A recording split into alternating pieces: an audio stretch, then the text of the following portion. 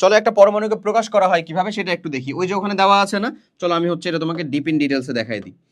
Deep in ডিটেলসে যদি দেখাই, ধরে নাও এই যে এক্স, এটা হচ্ছে একটা পরমাণু। এই এক্স পরমাণুর ভিতরে আমি এখানে কিছু সাইন দিয়ে দিই। এখানে দিব হচ্ছে আমি এ, এখানে দিব হচ্ছে আমি জেড, এখানে দিব হচ্ছে আমি প্লাস বা মাইনাস এন, আর এখানে দিব হচ্ছে আমি ডি। দেখো প্রত্যেকেরই আলাদা আলাদা পরিচয় আছে এবং প্রত্যেকের পরিচয় কি সেটা জানাই হচ্ছে আমাদের এখনকার কাজ। এ কি? এ কিন্তু অলরেডি তোমরা জানো, এটা হচ্ছে ভর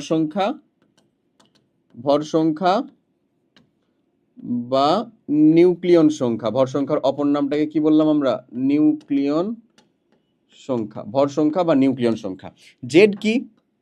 জেড হচ্ছে তোমার প্রোটন সংখ্যা বা পারমাণবিক সংখ্যা। সো পারমাণবিক সংখ্যা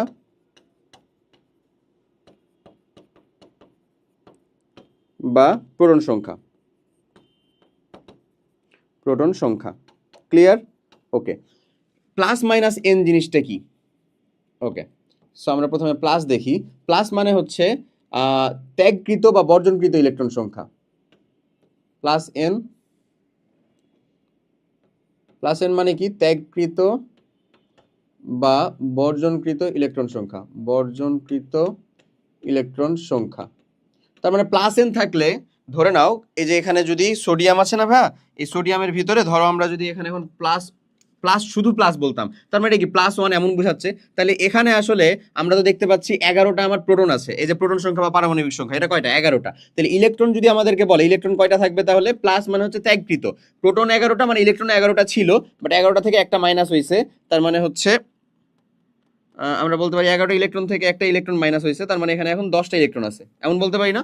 10টা ইলেকট্রন আছে। সো সেম, তো ঠিক একই রকম ভাবে প্লাস এন এর মানেটা হইতেছে এমন। মাইনাস এন মানে কি? গ্রহণকৃত ইলেকট্রন সংখ্যা।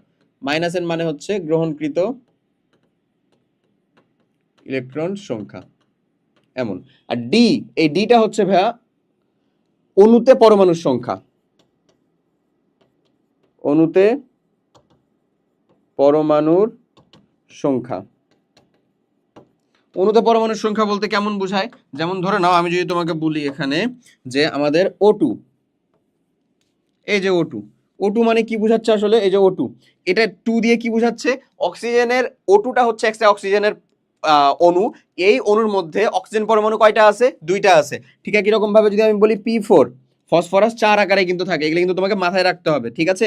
এটা কি? ফসফরাস 4 আকারে থাকে, ঠিক আছে? ক্লিয়ার? ফসফরাস 4 আকারে থাকে। O2 এমন বললাম ফসফরাস, তাহলে এখানে ফসফরাসের একটা অণুতে ফসফরাসের পরমাণু কয়টা? 4টা। ঠিক একই রকম ভাবে যদি আমি সালফার বলি, S8 আকারে থাকে। আবার সালফার কিভাবে থাকে ভাইয়া? 8 আকারে থাকে। সো এগুলো কিন্তু জেনে রাখবা, ওকে? আচ্ছা, তাহলে এখানে আসলে পরমাণু কয়টা আছে? 8টা সালফারের পরমাণু আছে। ক্লিয়ার না জিনিসটা? আশা করি।